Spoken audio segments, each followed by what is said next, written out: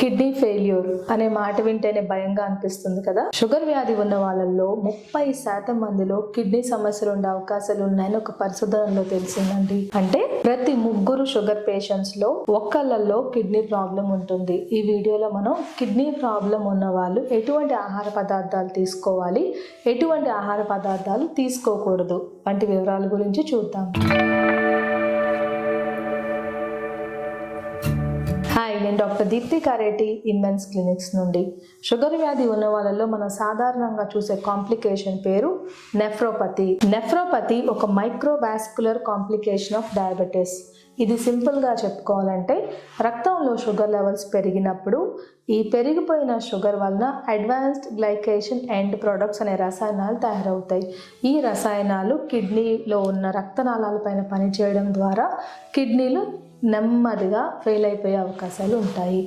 ఈ కిడ్నీ ఫెయిల్యూర్ని మనం ఎవరిలో సాధారణంగా చూస్తూ ఉంటామంటే ఎక్కువ కాలంగా 10 సంవత్సరాలు పైగా కిడ్నీ జబ్బు ఉన్న వాళ్ళు, రెండవది షుగర్ లెవెల్స్ కంట్రోల్లో లేకుండా ఎప్పుడు చెక్ చేసుకున్న ఫాస్టింగ్ బ్లడ్ షుగర్ లేకపోతే ఆహారం తిన్న తర్వాత షుగర్ లెవెల్స్ HbA1c 8 దాటిన వాళ్ళల్లో మనం కిడ్నీ ఫెయిల్యూర్ చూస్తూ ఉంటాము.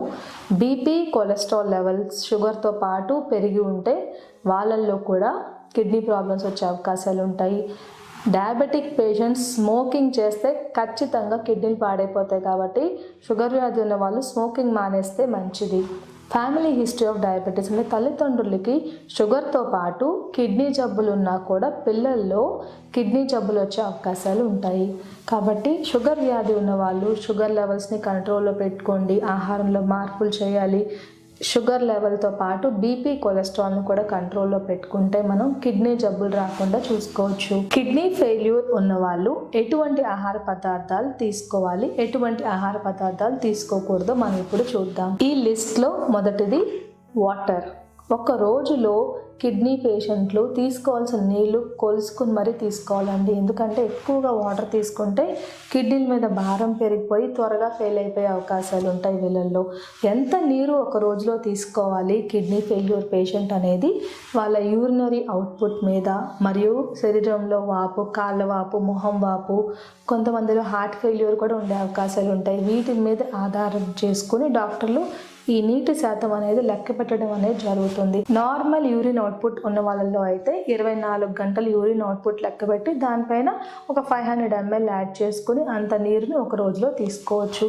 అది పూర్తిగా కిడ్నీస్ పాడైపోయిన వాళ్ళలో యూరిన్ అవుట్పుట్ చాలా తక్కువ ఉంటుంది. వాళ్ళైతే ఒక రోజులో 1 to 1.5 లీటర్ వరకు మాత్రమే వాటర్ తీసుకోవాలి.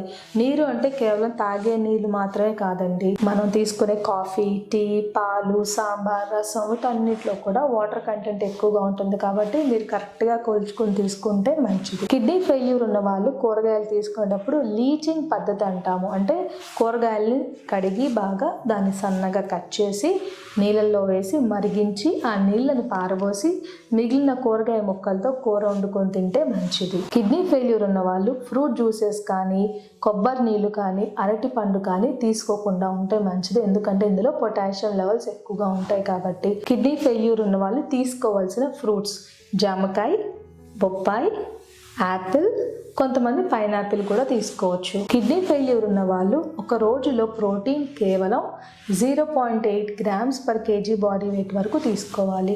ఉదాహరణకు మీ బరువు 60 కిలోలు అయితే మీరు 45 నుంచి 50 గ్రాముల వరకు మాత్రమే ప్రోటీన్ తీసుకోవాలి. ప్రోటీన్ అనేది నాన్ వెజ్ మరియు వెజిటేరియన్ సోర్సెస్లో ఉంటుందండి. Non veg, chicken, fish, mutton వీటన్నిటిలో ప్రోటీన్ ఎక్కువగా ఉంటుంది. కాబట్టి కిడ్నీ ఫెయిల్యూర్ ఉన్న వాళ్ళని నాన్ వెజ్ లిమిట్ చేయమని చెప్తాము. ఒకవేళ మీరు నాన్ వెజ్ తీసుకోవాలనుకుంటే వారానికి ఒక రోజు లేకపోతే 2 రోజులు లిమిట్ చేస్తే మంచిది. అది కూడా ఒక రోజులో 100 grams మాత్రమే లిమిట్ చేస్తే మంచిది. అది వెజిటేరియన్ సోర్సెస్ ఆఫ్ ప్రోటీన్కి వస్తే కందిపప్పు, మినపప్పు, పెసరపప్పు, chick peas, rajma, green peas వీటన్నిటిలో కూడా ప్రోటీన్ కంటెంట్ ఎక్కువగా ఉంటుంది. పనీర్లో కూడా ప్రోటీన్ ఉంటుంది. కాబట్టి వెజిటబుల్ సోర్సెస్ ఆఫ్ ప్రోటీన్ అంటే ఈ పప్పు దినుసుల్ని కూడా లిమిటెడ్గా తీసుకుంటే మంచిది. కిడ్నీ ఫెయిల్యూర్ ఉన్న వాళ్ళు పాటించవలసిన ఆహార నియమాలలో ముఖ్యమైనది, కిడ్నీ ఫెయిల్యూర్ పేషెంట్ ఒక రోజులో కేవలం 3 నుంచి 5 గ్రాముల వరకు మాత్రమే ఉప్పు తీసుకోవాలి. నిలవ పచ్చళ్ళు, అప్పడాలు, వడియాలు, క్యాన్డ్ ఫుడ్స్ వీటిల్లో ఉప్పు శాతం ఎక్కువగా ఉంటుంది కాబట్టి ఇటువంటి ఆహార పదార్థాలు కిడ్నీ ఫెయిల్యూర్ ఉన్న వాళ్ళు తీసుకోకుండా ఉంటే మంచిది. అన్నం వండుకునేటప్పుడు లేకపోతే చపాతీ పిండి కలుపుకునేటప్పుడు ఉప్పు వేయకుండా కలుపుకోండి. కూరలు వండుకునేటప్పుడు కూడా మీరు రెగ్యులర్ గా వాడే సాల్ట్ కన్నా సగం మాత్రమే వేస్ట్ చేస్తే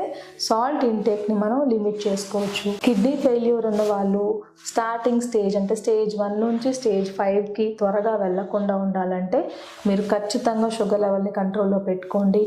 బీపీ, కొలెస్ట్రాల్ని కంట్రోల్లో పెట్టుకోవాలి. ఇప్పుడు మనం చెప్పుకున్న ఆహార నియమాలన్నీ పాటిస్తూ ఉంటే మనం కొంతవరకు సమస్యను తగ్గించుకోవచ్చు.